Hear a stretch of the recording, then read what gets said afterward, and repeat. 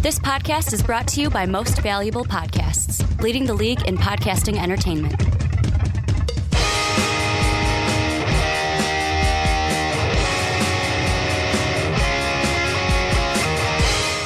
What's up, real MVPs, Ricky Widmer here, and welcome into, I can finally say it, another episode of the Onside Kick. I'm joined with my beautiful co-host, my man for the rest of this football season, JD. How we doing today, JD? We're doing great, buddy. I'm going to need more energy than that. I'm going to need some Tony the Tiger in that if we're going to say great. It's been a long work day, my man. Long work day. You're like, it's been a long work day. We're talking about the NFC East today, which, I got to talk about the Eagles and the Cowboys. Like, I'm going to ask you this right off the rip. Mm-hmm. Is the NFC East the most hated division in all of football? Yeah, I'd probably say so because of the Cowboys and the Eagles and the Giants. And the Giants. What, the Commanders? Yeah. Just we look at the Commanders and go, oh. Yeah, fix your stadium. That's about it. But as I said, we are continuing our NFL previews through this month of August as we get ready for football season. If you have not already, first off, I'm going to be probably cracking with my headset a lot because this cord's coming loose and it's bugging me. But if you have not checked out our AFC East preview, go ahead and check out that. That came out on Monday. Today's Wednesday. Our next one will come out on Friday. We're going to the North after the East. But before we get into everything, quick little housekeeping. If you're not in the Discord, go ahead and join it. If you want to support us, Patreon, both of those are down in the description, along with our link for our sponsor, BETUS. All of our socials are down there as well. Make sure to hit that like button. If you like this video, hit that sub button. If you want to be with us all year long, all football season long, as JD will be here with me week after week. And last but not least, comment down below. Let us know what you guys think. Cowboys, Eagles, Giants, and Commander fans. How excited are you for this football season? But JD, how we're going to start this is how we've done each one. And I say each one, we've only done one to this point. But we start with the team that came in last place last year. Then we kind of move our way up the rankings, talking about each of the teams in this diversion. And we're going to start off with the Washington Commanders. So the Commanders lose. They lose Casey Toohill. Logan Thomas is gone. Joey Schley is now gone. You've got James Smith Wilson is gone. Khalil Hudson is gone. Jamison Crowder is gone. Shashdik Charles is gone. Cody Barton is gone. Jacoby Brissett is now gone. Cameron Curl is gone. Antonio Gibson is gone. Kendall Fuller gone. Curtis Samuel gone. All of these guys are gone. Who do they bring in to replace these guys? Well, Anthony Pittman coming over from the Lions. Mikael Walker from the Steelers. They got Olamide Zacchaeus. I believe I said that right. Breakout wide receiver from the Philadelphia Eagles. James Pierre from the Steelers. They got Noah. This name I always have a problem with. Igbinoghene from the Cowboys, cornerback. I'm never going to get that right. Then we got Michael Dieter from the Texans, Michael Davis from the Chargers, Dante Fowler Jr. coming over from the boys. You got Brandon McManus from the Jaguars, Colin Farrell from the 49ers, Jeremy Chichin coming over from the Panthers, Marcus Mariota from the Eagles, Bobby Wagner from the Seahawks, Austin Eckler from the Chargers. Pretty big signing this free agency. Nick Allegretti, ILL, coming over from the Kansas City Chiefs. Tyler Badaz, center from the Cowboys. Frankie Louvu from the Panthers. And Dorrance Armstrong coming over from the Cowboys. So, JD, this is a team last year that they also, biggest draft pick for them. They're bringing in Jaden Daniels, boy from LSU. So they expect to be better this year. This is a team that was, looking at the record, 4-13 last year. Yes, they lose guys like Curtis Samuel. Yes, they're losing Antonio Gibson, but they're bringing in weapons like quarterback in Jaden Daniels. They're bringing in Austin Eckler. I want to ask you right off the rip, Austin Eckler being the main key here for me. How important is it that he is coming over to this Washington Commanders team? Or will it just be like, yeah, Austin's a good player, but it's going to be a flash in the pan. This team still is not going to be able to compete. Yeah, I mean, he makes them more fun, especially on offense, but I don't see the Commanders being that good this year. Yeah. But yeah, like I'm gonna kind of repeat what I said about the Patriots, Mm-hmm. Mm-hmm. because I feel like they're in a pretty similar boat. I mean, the Commanders should be better this year than last year, and that's mainly because of Daniels Mm-hmm. coming in. But yeah, I think this year for them should just be about building a good culture, building just just showing signs of actual improvement. I know they made the playoffs. I think it was 3 years ago, and Mm-hmm. everybody kind of propped them up to be the next big threat in the NFC. Yeah. But but they're not that team anymore, unfortunately. That defense is nowhere near what it used to be. Sure, they have some good, like they have a good young piece like Emmanuel Forbes Jr. Mm-hmm. Going into year two. Jeremy Chin was a pretty good pickup. I like that. They have St. Just, who is also he has potential to be a good player. Um, but yeah, I mean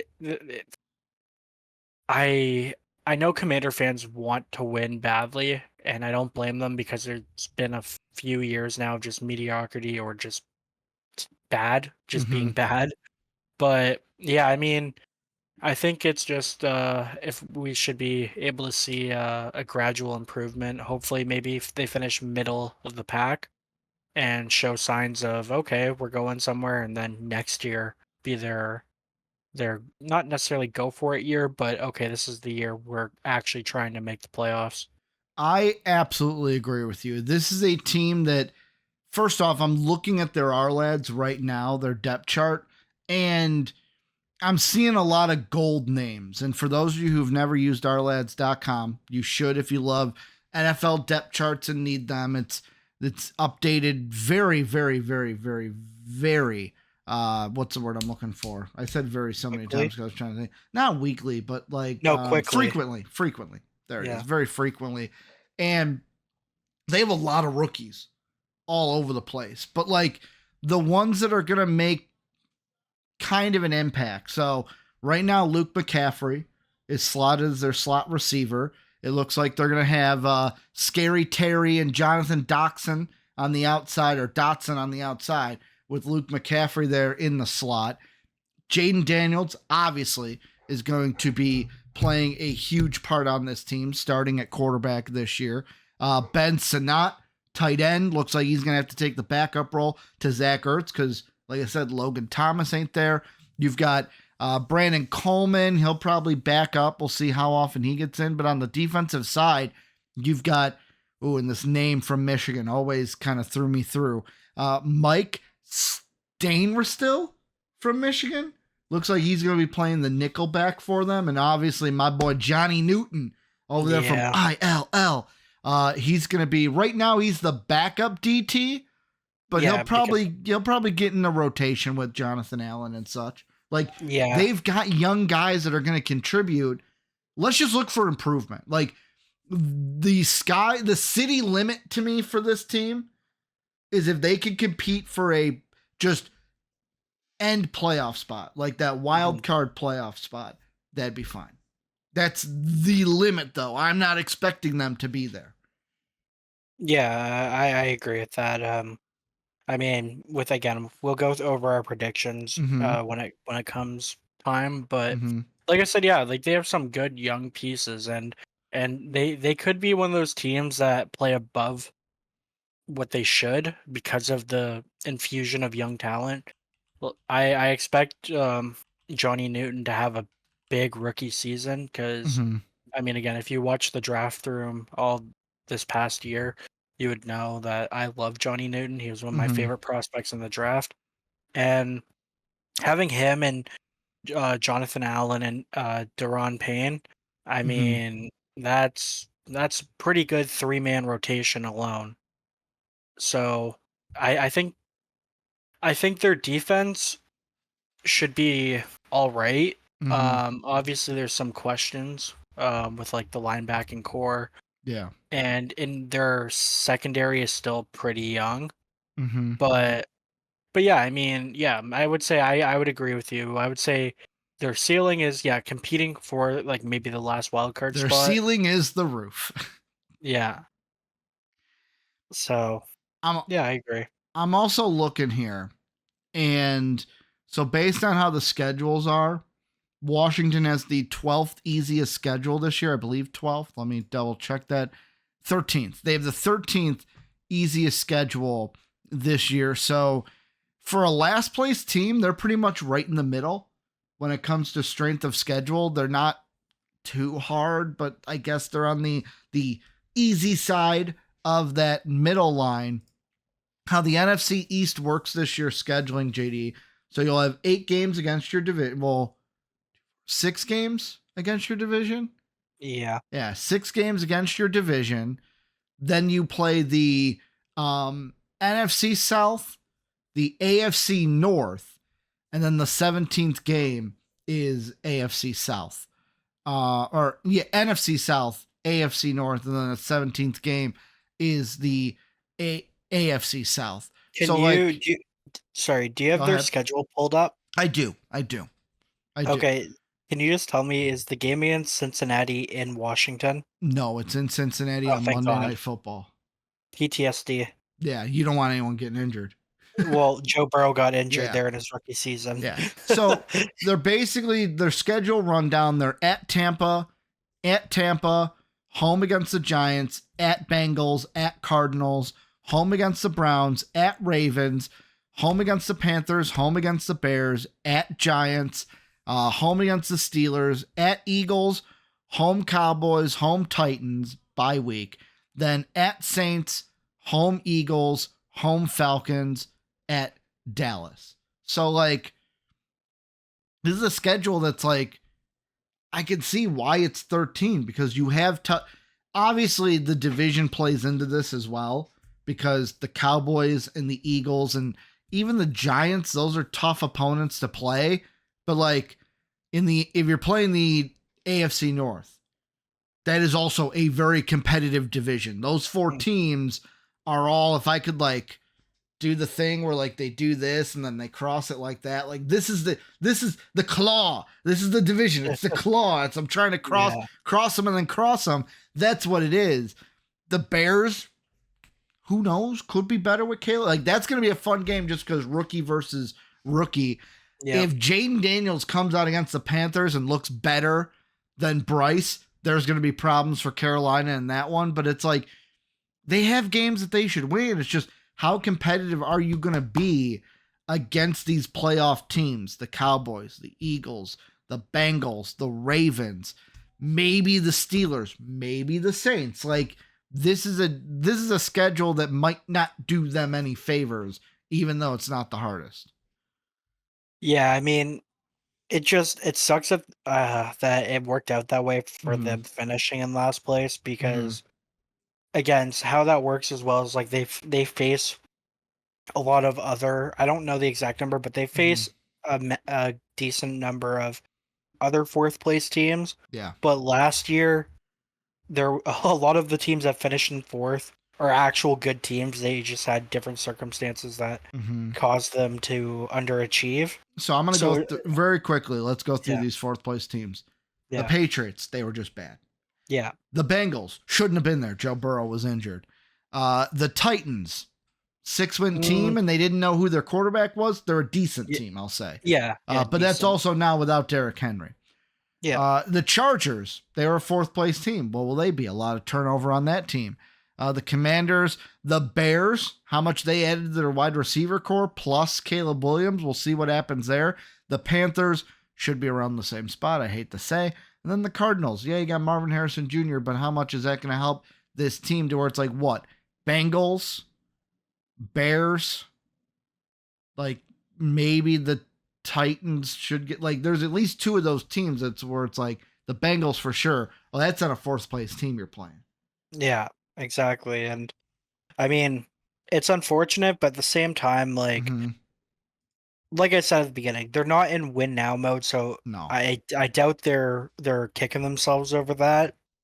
Hi, everybody. Just want to take a quick moment out of today's podcast to tell you about our sponsor for today, BETUS, a sports book that has it all, whether it's basketball, hockey, football, soccer, whatever you like to bet on, BETUS has you covered. And they are offering our viewers and listeners today a 125% sign-up bonus just for using our link down below in the description. So go ahead, use that link down below and get your 125% sign-up bonus, BETUS. And now, let's get back to the podcast.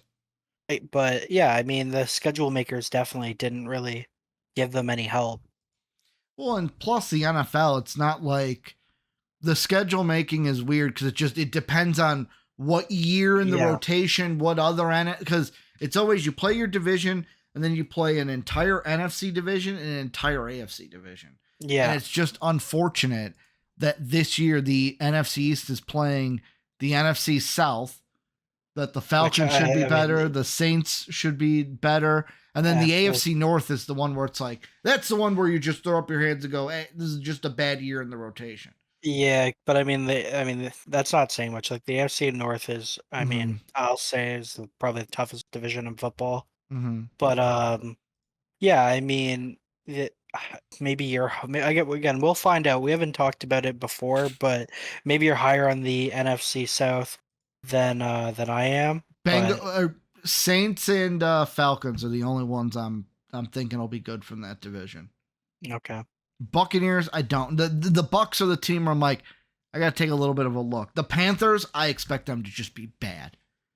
They're just going to be bad this year, and like there's nothing that's gonna help them. But from Washington, let's go over to New York as Danny Dimes is back. He was injured last year. By the way, before I give the rundown, did you see the highlight from Danny Dimes at training camp the other day? No. He overthrew a screen pass, so things are going right up what you expect from Danny Dimes. And they extended him. Yeah. Overthrew a screen pass, so that's exactly what you want to see if you're a New York Giant fan. So, who did the Giants lose this offseason? Well, Cade York, he's in Cleveland. You got Shane Lemieux, he's with the Saints now. Wyatt Davis is with the Browns. Paris Campbell is with the Eagles. Cameron Brown's a Dolphin. Matt Pert is a Bronco. Sterling Shepard is the Buccaneer. Jihad Ward is a Viking. You've got Ben Bredson is a Buccaneer. Tyrod Taylor is now flipped over to the other side of town. He's in the Jet locker room now. Sean Robinson is with the Panthers. Saquon Barkley is with the Eagles. That's a big one. Xavier McKinney is with the Packers. Who did they bring in?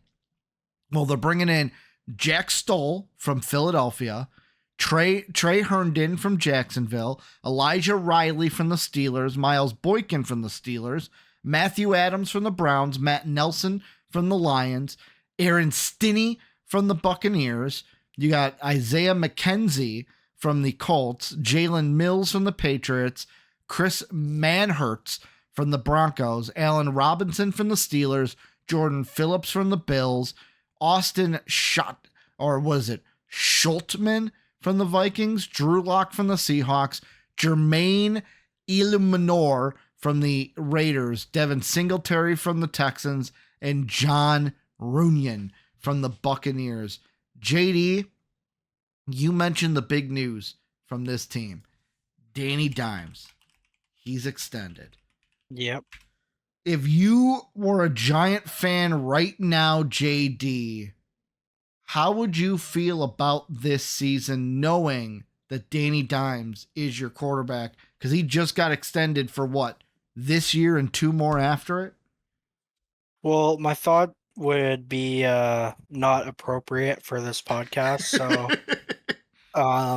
yeah, I'd be upset. A lot of New Yorkers are like, speaking my language. I mean, it sucks because, okay, 2 years ago, Danny Dimes helped this team make the playoffs. And, I mean, they got blown out in that playoff game. But he helped them get there, but this guy has just not lived up to the billing of being a Giants quarterback, Mm-hmm. and or just even just an NFL starting quarterback, period. Because you know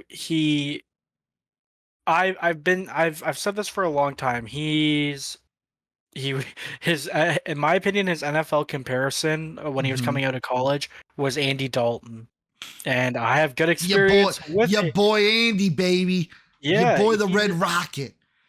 yeah, and he just he never Mm-hmm. pushes the team like to go far. He always makes the simple or tries to make the simple play. Mm-hmm. Obviously doesn't always work out, and he never his decision making is terrible.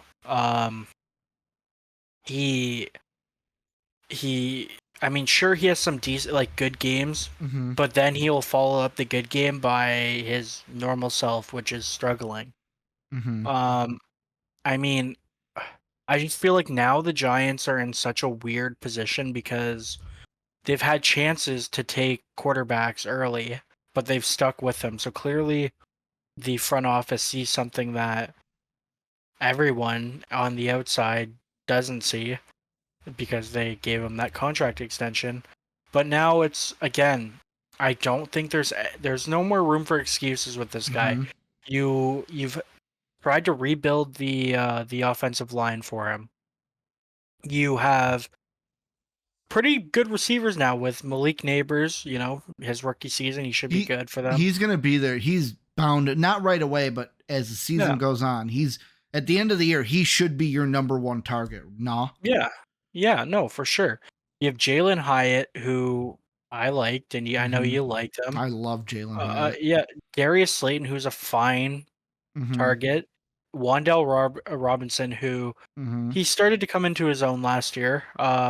Still has some room to grow. Mm-hmm. So and you have other depth.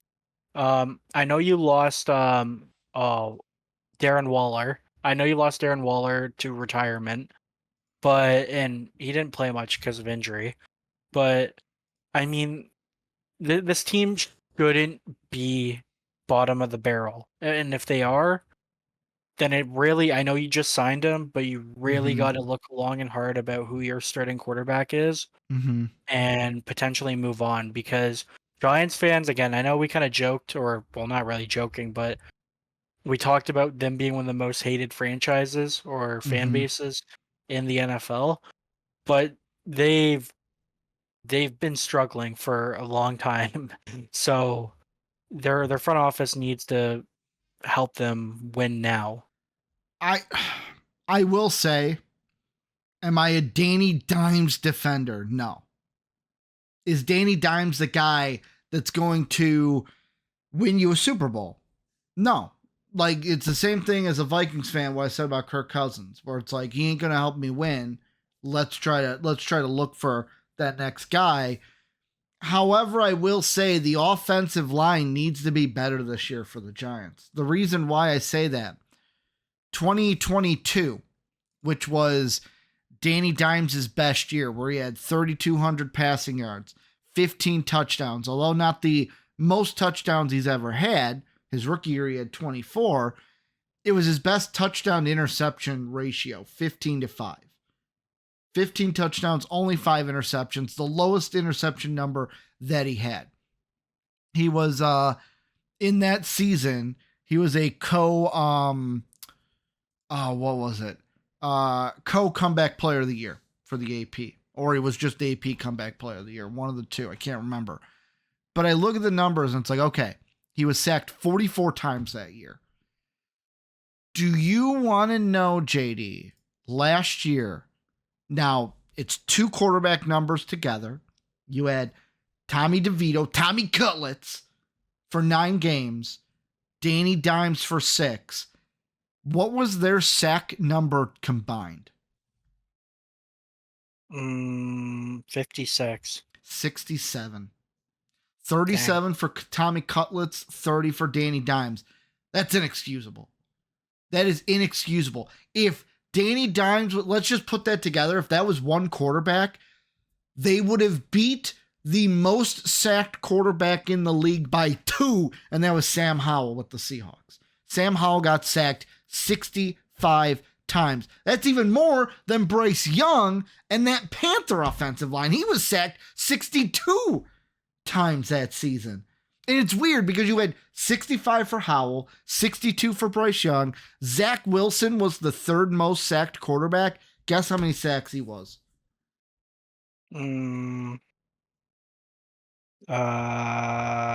42. Close, 46. It was in the 40s. But that's my point. A 30 sack gap.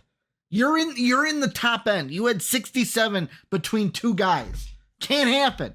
Cannot happen. So like the Giants, it's like, yes, you've got Malik Neighbors now. You've got some nice pieces with free agency, but you have to take care of Danny Dimes. If you're not gonna do that, just throw in the towel, because you're not gonna be able to win this year, and it's gonna be a bad time. It's gonna be like the South Park of you're gonna have a bad time meme.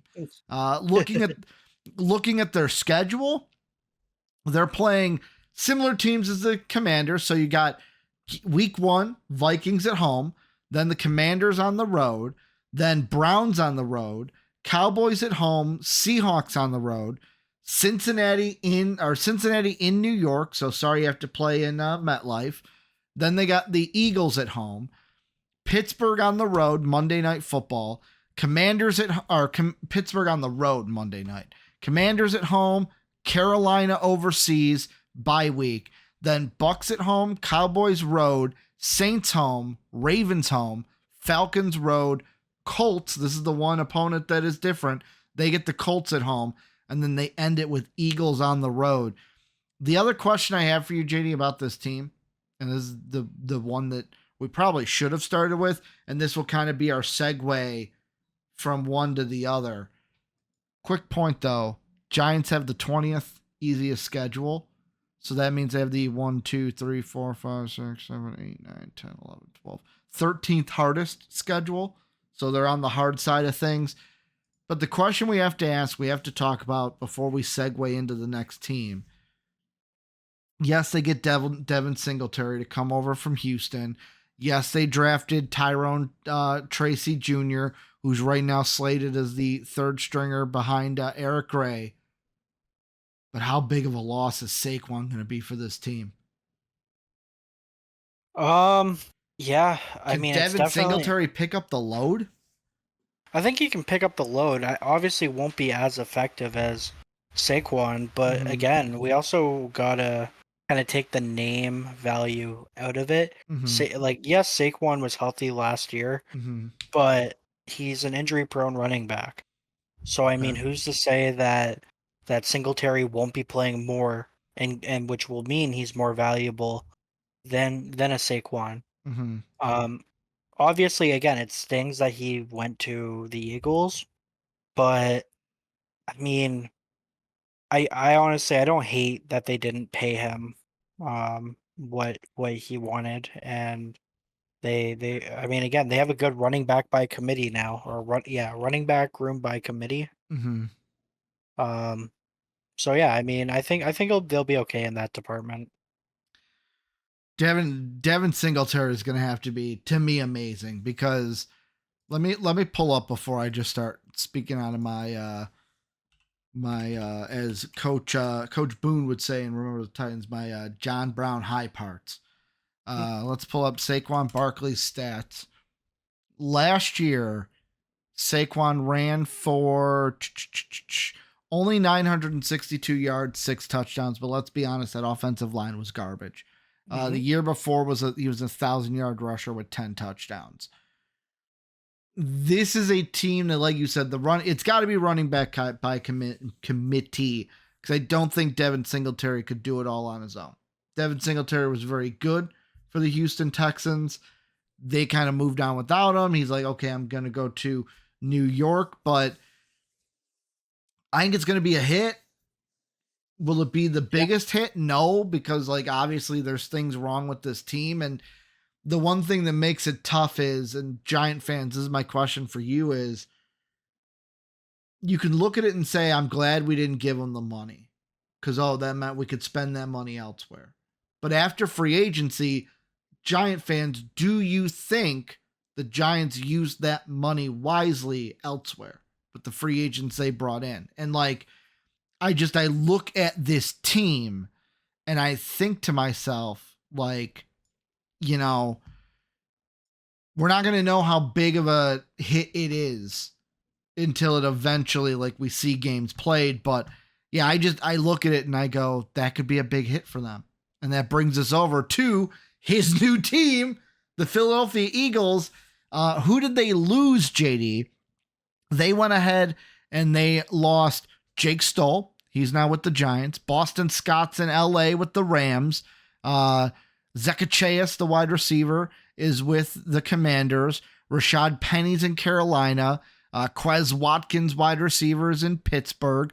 You've got Opeta, the guard, is in Tampa Bay. Nicholas Morrow is with the Buccaneers, or not the Buccaneers, the Bills, pardon me. Jake Driscoll is with the Dolphins. Marcus Mariota is with the Commanders. You got both Kevin Bard and DeAndre Swift are both in Chi-Town. You've got Elijah Riley, or no, right after that, DeAndre Swift. That was the last one. I was about to go into the Steelers, and that would not have been copacetic. Who did they add, though? Will Grier, quarterback, coming over from the Los Angeles Chargers. Mac, what is it? Sharping from your Bengals? Yeah. You have Nick Lovato. He re-signed. You got Paris Campbell coming over from New York. You got CJ Uzma coming over from New York. Oren Burks coming over from San Fran. Zach Bond coming over from the Saints. Matt Hennessy coming over from the Falcons. PJ Mustipher coming over from the Saints. Mekhi Becton coming over from the Jets. Devin White coming over from the Bucks. Chauncey Gardner-Johnson, former Lion, now an Eagle. And then Saquon Barkley and Bryce Huff, both coming from New York, but they're coming from the either sides of this New York team. One's a Jet, one's a Giant. We just talked about them with the Giants. I'm going to ask you here with the Eagles, how big of an impact is Saquon going to make with this Eagle team?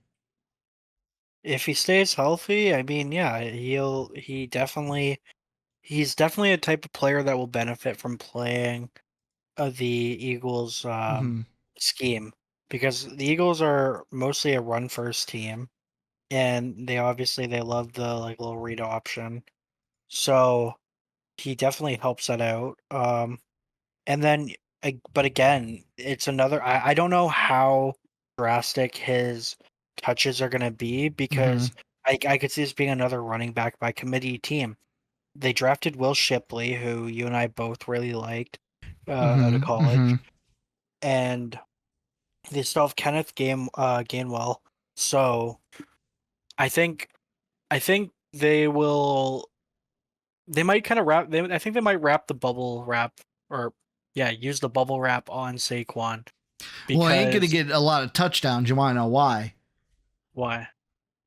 Oh, they have tush push. Tush push, baby. He ain't gonna get many touchdowns. No, those are all for Jalen. No, but the tush push is banned. Oh, is it? I forgot about that. Yeah, they'll find a way around it, right? Yeah. But the Reggie Bush push is what it really should be.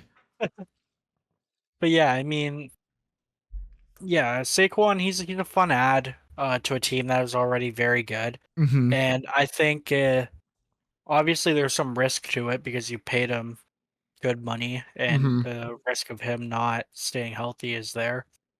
But yeah, I think he'll definitely help them. I don't know if he necessarily pushes them over the edge. Like I don't look at the Eagles this year and be like, oh yes, these guys are for sure gonna make it back to the Super Bowl and win the thing, just because of Saquon. The other thing I have for this team also, I'm seeing quotes here that Saquon Barkley is bought in to the Eagles, the city, and the fans, and I kind of think to myself, for Saquon alone, this is going to be a good change of scenery. He's going to get to see, and Giants fans, I'm sorry for this, but it's true. He's going to see what it's like playing with a bad organization, then going to playing for a good organization. And that's just how it's going to be. The other question I have for this team, and this goes into many thought it would happen before the draft. I put it in my mock draft, JD. The whole world blew up over it. Oh, man, how could you have A.J. Brown traded? Oh, it's the dumbest thing in the world. And we saw the prima donna-ness from A.J. Brown last year. Do we get that again? There's articles right now from, and yet again, this could be bias. I'm seeing one from Philadelphia, but I'm going to click on the Yahoo one where Brown was asked about his relationship with Devonta Smith. And this is from John Clark at NBC Sports in Philly. He said, "We are peanut butter and jelly. We are a very special group. We are happy for one another. We look at it as competition. I'm happy to have a partner like that pushing me who is selfless." A.J. Brown on his third season with Devonta Smith. So I'm going to ask you, JD, is this just all, woo, training camp, let's go, let's get it out there, me and the boys? Or is this, hey, we might have a problem later in the season because A.J. Brown's going to get mad that he's not getting as many targets as you think he should get? Yeah, I mean, I think I lean towards that more than the first choice because, yeah, like A.J. Brown, he left the Titans because, well, he wanted to win and he wanted to be the featured wide receiver. Yep. Well, the Eagles, first of all, like we just talked about, they run the ball more than they pass. So that's already going against him. And then, yeah, they have Devonta Smith, and he, again, is a good, I don't know if I would say he's better than A.J. Brown, but they like targeting him a lot. So I could see a world where the Eagles are maybe not doing as well as they were supposed to, and A.J. Brown not getting the targets, and then him just having another meltdown because he's clearly shown that him being the number one wide receiver, no matter what, is the most important thing to him. So, I mean, yeah, I wouldn't be shocked to see it again. So, here's the thing I think about, and it's an adage that we've heard time and time again when it comes to sports. Winning fixes everything. Winning fixes everything. Winning solves all problems. And I feel like that, not the only problem, but it was the biggest problem for this Eagle team last year, because when I think about it and I'm looking at their seasons right now, you had a team that in 2022 was coming off a Super Bowl loss, a tough Super Bowl loss to the Kansas City Chiefs. That was only a 3-point Super Bowl loss that the Eagles had. They were very much in that game. Some might be out there saying, hey, they should have won that Super Bowl. They were also 14-3 that year. I know it's only 3 games, but to go from Super Bowl in the Super Bowl, NFC champions at 14-3 to 11-6, Cowboys won the division over you. You lose in the wild card to the Buccaneers, and you don't just lose. You got destroyed. I'm sorry. 32-9. Baker Mayfield bent you over and gave you a good old slap there on the rear end, basically, at 32-9. I believe that was the game also that was on the Monday night, because you had the Super Wild Card weekend, the Saturday, the Sunday, and then the Monday night game. But it's a drastic difference. It is a drastic difference. And I think that played into it a little bit, is just the Eagle team last year was not the same team mentally, and what's the word I'm looking for? Mentally, and they weren't as focused as they were the year before when they were almost Super Bowl champions. Yeah, I mean, and I could be wrong about this, but I feel like they started the season last year pretty hot and then kind of went on a bit of a losing streak, or they would win a game, lose a game down the stretch. So I think you are right. They started off last year 10-1. yeah, okay, yeah. And So then it was and last then year. went what? 10-1, and then they went 1-5? Yeah, 1-5. Mm-hmm. So I mean, because I remember. Sorry, Sean, but I remember Sean. Shut up. Yeah, I remember he was really going through it with throughout the end of the regular season. So I think that definitely plays into it. I mean, yeah, sure, they still finished 11-6, and a lot of teams would Mm-hmm. clamor for that. But the way that they got there was pretty pathetic. There was no reason for them to go 1-5 down the stretch. Yeah. And in the ways they lost, Jalen Hurts kind of fell off. The offense wasn't as dynamic. The defense couldn't stop a nosebleed. So, yeah, I mean, and that's what I'm saying. I think it's important to start off hot this year, Mm-hmm. and be strong mentally, because with how your season ended last year, I think there's going to be a lot of people on edge, in either the Eagles front office or even the players themselves. But I will say, let's not, if the Eagles start out in, like, let's say week 1, because they're playing in Mexico City week 1, it's a Friday night game. If they lose that first game, let's not jump all over them. If they lose 2 in a row to start the year, because the Falcons this year should be better, let's not jump all over them. Like, this is still a good team. Looking at their schedule, like I said, they're playing Green Bay in Mexico City. You know, gotta really give it up to Roger Goodell, by the way, in the NFL. JD, gotta give him a round of applause with me. Come on, give him a round of applause. The reason why we're giving him a round of applause is they scheduled 2 teams with the color green when the home team that plays football in the stadium they're playing, their biggest rival wears green.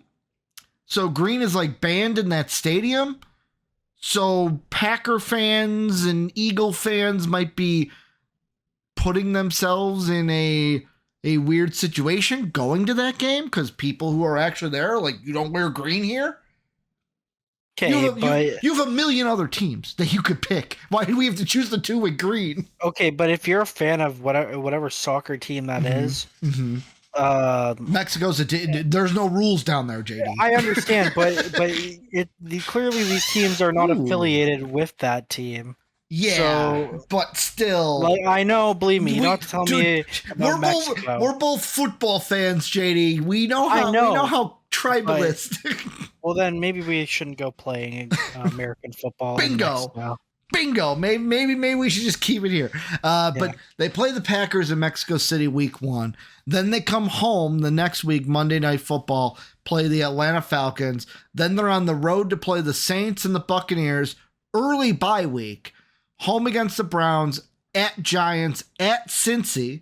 Then you got home against Jacksonville, at Cowboys, home against the Commanders that's going to be Thursday night, not Thanksgiving though. Then at Rams, at Ravens, home Panthers, home Steelers, at Commanders, before ending out with home Cowboys and home Giants. Does this play into, like you said, maybe they could struggle a little bit, because this is a team that I read the schedule off, JD, and I go, is this really the 9th easiest schedule in this league? Yeah, I don't think so. I think it's definitely sounds a little more difficult than schedule makers are making it out to be, or whoever makes those decisions on hard to schedule. I mean, it's got to be because they play like the Panthers. The Steelers may be worse this year, but the Steelers are still a good team. Commanders, they lost a lot, so like are the schedule makers and the strength of schedule makers kind of being like, well, the Commanders aren't what they used to be. Stuff yeah, like it's probably their division, because their division, I mean, quite honestly, isn't great. So I think that definitely plays into it. And then we move on, JD. The very last team in this division, the champions, and probably the team that's got the most to talk about this offseason, because they always do. When Jerry Jones is your owner and your GM, there's always a lot to talk about. And first, let's look at what the team lost. So Noah Igbino Jahari, said it a different time this time, still wrong. He's with the Commanders. Lyle Collins is with the Bills. Michael Gallup, wide receiver, is with the Raiders. Neville Gallimore is with the Dolphins. Jonathan Hankins is with the Seahawks. You have Donta Fowler Jr. is now in Washington. Tyron Smith is with the Jets. Tony Pollard is with Tennessee. You have Tyler Badazde is with the Commanders along with Dorrance Armstrong. You have Lil Jordan Humphrey. He's with that's going into the Broncos. So Dorrance Armstrong with the Commanders is the last one. What do they bring in though? They don't bring in a lot, JD. They don't bring in a lot at all. They bring a lot of people back, and then they signed Zeke from the Patriots and signed Eric Kendricks from the Chargers, former Viking, by the way. So they bring in only 2 free agents. Yes, they sign a lot. They bring back guys like CJ Godwin, Jordan Lewis, Chuma Odogba, Trent Sig, Rico Dowell, but really only 2 free agents joining this team. There's one thing I wanted to lead off with for this one, and I saw it actually on Twitter, and I want to pull this up because Jerry Jones had a quote today at training camp, and it completely threw me off guard. I was not ready for it, and I want to know what you think about this. So the comment basically is, and this is from the Twitter, it's not the comment exactly, but this is from Ari Merov at My Sports Update. Says Cowboys owner Jerry Jones compared himself to Patrick Mahomes when explaining why it's smart to take your time before extending a player. Jerry said he's like an option quarterback reading the market. Yeah, I like how we had an audible laugh from you. Yeah. We all know who he's talking about with player. Yeah. I wonder what player he could be talking about, JD. Gee, I guess we'll never find out. Well, we are going to find out because I'm going to ask you, if you're Dak Prescott, how do you react to this? I don't react well because think about all the contract, I don't know if you want to say disputes, but I guess tension there has been. And it's kind of clear that you're just it's clear Dak is the wife at home while the husband is out there shipping what's the word, looking through the market, if you know what I mean. Yeah, being Willie Brown. Dak Prescott's this good old, wholesome, just is he at Sneeko levels though? I don't know. He might be getting there. Okay, because here's a thought I have about Dak Prescott and the Cowboys this year. There's almost a thought to me, JD, he's not coming back to the Cowboys at the end of the year. I don't think a deal gets done before the season. I don't think a deal gets done during the season. Either 2 things are going to happen. One, they're just going to not get a deal done after the year. He's just going to be like, you know what? I don't want to be here anymore. I don't want to be around the noise. I want to go somewhere else, which Dak, I'll take you in Minnesota, baby. Come on to Minnesota. I'll take you in a heartbeat. But you know what I think is really going to happen? What? Somewhere in the season, obviously prior to week 8, there's going to be a quarterback that gets injured on a team that is like, ooh, with a quarterback, we can still make the playoffs. I feel like I don't know if Jerry pulls it. Yeah. But I will say, I think it would be in the Cowboys' best interest to wait until one of those quarterbacks goes down and then trade Dak Prescott. Yeah, exactly.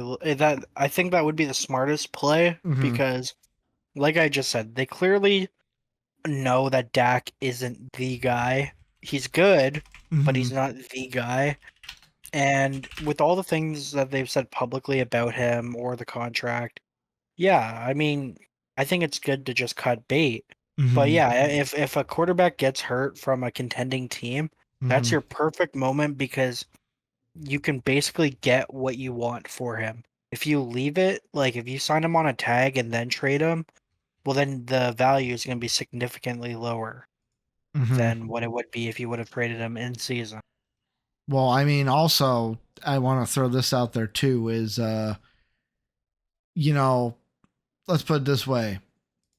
Dak's not the only contract, the only big contract the Cowboys have to think about too, because the Dak situation, in my mind, could affect their other contracts, their contract talk. CeeDee Lamb, he's a free agent after the year too. And from what I'm reading here, Bleacher Report has it. The basically it says here from so Dallas Cowboys contract negotiations with quarterback Dak Prescott and wide receiver CeeDee Lamb remain all quiet as training camp begins. That's from Jane Slater with NFL Network. Ian Rappaport then reported that Lamb is not reporting to camp amid his holdout for a new contract. Both are unrestricted free agents. So it's like, if you're Jerry, this is a sticky situation because obviously the normal mind thinks get the quarterback done first, then go wide receiver because you want to show the wide receiver, hey, we got your dude. Now let's get you. I feel like if they get CDs done first, that's going to tell Dak, whoa. You value a wide receiver over your quarterback? You value a wide receiver getting his money first over the most important position on the offense? I don't know if it would kind of look bad to Dak, but that's how I would take it. I'd be like, Yeah. ooh, we shouldn't have done that, buddy. Yeah, and not to keep beating the dead horse, but again, it just Mm, adds fuel to the fire with everything I just said, with yeah. the contract situation, that'd just be the cherry on top. So I mean, I think this is a souring Mm-hmm. situation or relationship. So yeah, it's going to be interesting to see how it plays out, but I don't think there's going to be a good ending to this situation. Also, I'm looking here. This is from the Bleacher Report article. Dallas Morning News' Calvin Watkins recently reported that the Cowboys are prioritizing Lamb's contract negotiations over Prescott's, in part because of the star wideout's ongoing holdout. Get both done. Yeah, Just get both done, Jerry. Doesn't he matter has what the order. money. Well, it does matter what order you do it in. Also, money is money. But, like, that's the thing. Do you think, I'll ask you, JD, you got three options. Both re-sign and are still Cowboys. One is gone, or both are gone. Which one do you think it is? And if it's one gone, which do you think the one that's gone, or both gone? If it's what I think is going to happen, I'm going to go with Mhm. option A, that they both return. Okay, so you think both are going to get contracts?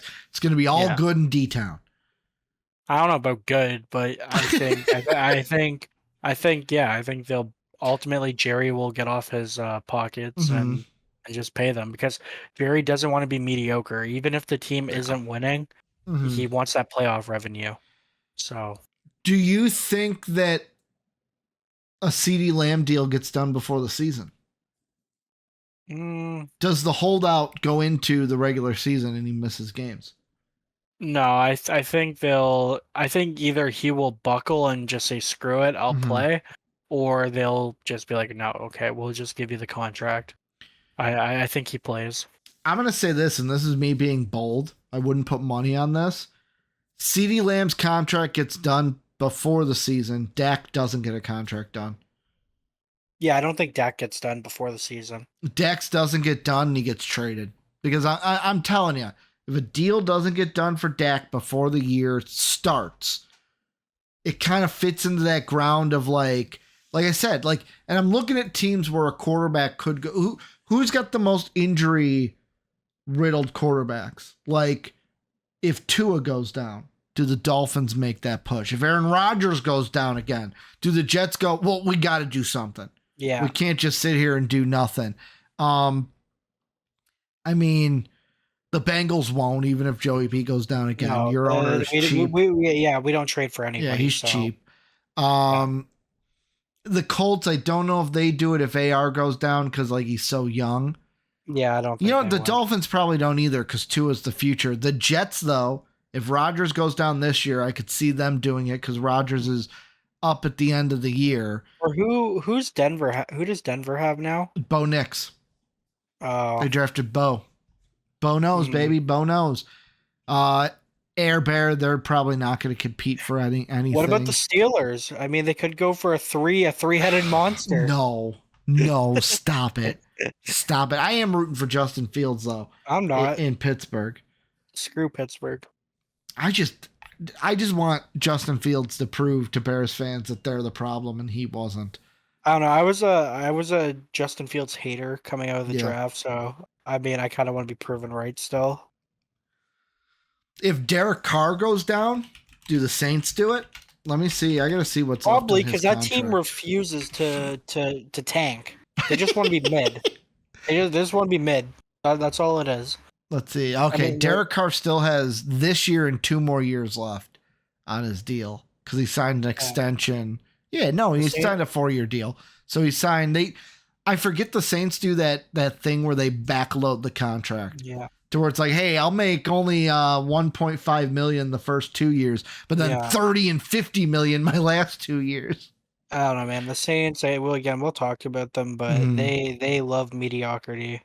Yeah. I like how when you brought up the Eagles and you said something bad, you said sorry, Sean. But when you're bad talking the Saints, no, sorry, Jake. No, because Jake knows. He should know. This is a new groundbreaking news since Drew Brees has been gone. They've been terrible.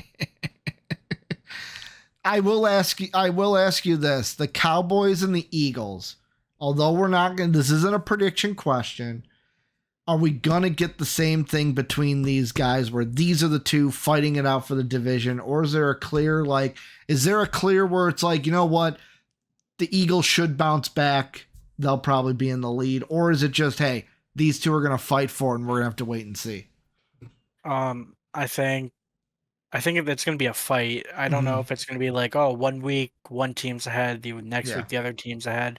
But yeah, I mean, I would probably, again, without fully giving away, I'd probably say the Eagles are still favorited to win the division. Division. Yeah, and but again, the Cowboys, they do good in the regular season, even if their roster doesn't look great. I mean, they find ways to win during the regular season, and it wouldn't shock me to see them on top. When it comes to strength of schedule, they are just on the wrong side of being in the toughest schedule department. They have the 22nd easiest schedule, which makes them the 1, 2, 3, 4, 5, 6, 7, 8, 9, 10, 11th harder schedule in the NFL. How their schedule looks is they're at Cleveland, home against the Saints, home against Baltimore, at Giants, at Steelers, home against the Lions, bye week, then at San Fran, at Atlanta, home against Philadelphia, home against Houston, at Washington, home against the Giants, home against your Bengals on Monday Night Football. Then they're at Carolina, home against Tampa, at Philly, home against Washington. So the weird thing I will say about this division's strength of schedule, and yet again, we understand why. I just want to make the point. It's like all 4 of these teams are like, the Eagles are like the furthest out, being the 9th easiest. But a lot of them are like, okay, from 9th easiest to 11th hardest. And they're just right in that range of like right in the middle of like, hey, one of you has an easy schedule. One of you has a little bit of a harder schedule. The other 2 kind of right in the middle. One's a little easier. One's a little harder. Yeah. I mean, yeah, it's just they're. I don't think there's the schedule this year honestly really affects them. Like, No. they're a good enough team that they should still beat the good teams that they play. But yeah, I get what you're saying. I just don't think the schedule really changes much with with their outcome. I am looking at the easiest schedules, and there are 1, 2, 3, 4, 5, 6, maybe 7 teams that will benefit from having the easiest schedule. We have talked about 3 of them. We have already talked about 3 of them. 2 of them are in the AFC East. The Dolphins will benefit. The Jets will benefit if Aaron Rodgers is healthy. The other one is who we talked about today. The Eagles will benefit from having one of the top 10 easiest schedules. But there's still a couple more teams. I can't wait until we get to the division, and it won't be till later. I can't wait till we get to the division of the easiest schedule in the NFL, because they are a team that I would put some money on, because they are just going to be better this year. But JD, any final thoughts on the good old NFC East before we get into the season? I mean, it's called the NFC Least for a reason. I was going to say, would you call it the NFC Least this year? Or there was a while where Mark and I here on the podcast, the Onside Kick, would call it the NFC Beast because it was so jacked. It's a tale of two different types of teams. Yep. You have 2 teams at the top and 2 teams at the bottom. Oh, so this division will be interesting. You are right with 2 teams at the top, 2 teams at the bottom, but I can't wait to see the kind of hatred that's going to come this year from this division. But this is where you guys come in. Let us know what you guys think down below about any of the teams mentioned in the NFC East. What do you think overall? Remember, Discord down in the description. If you want to support us, our Patreon is down there as well. Once these are out, you'll get to watch us record these while we're recording them by being a Patreon, along with other great perks as well. So check that out. All of our socials. Also check out BETUS. And of course, like button, subscribe button. JD, it's been great having another podcast with you as we keep the divisional previews going all August long. Coming up next on Friday, we will have your division. I expect you to be bangled out. I expect you to be bangled out for the next one. Like, I'm talking face paint. Give me nope. give me the Bengal stripes, man. An orange and black face. No, I'm not going to pull a Sean Anderson, not going to paint your face for a podcast and then be like, wow, this stuff really doesn't wash off your face. Yeah, it's going to be a Saturday when we're recording that. Mm-hmm. And, because we are recording these ahead of time. So it'll be a Saturday, even though you guys will see this on Friday. But thank you guys for watching. Thank you guys for listening. JD, thank you for being here with me for this one. But as always, have a good day, everybody. See ya. As always, we'd like to thank the people that make these videos possible, our patrons whose names are displayed on the screen now. If you would like to become a patron, go ahead and click the Patreon icon in the bottom right. And if you'd like to check out another video from MVP Sports, hit the video in the upper left. As always, thanks for watching.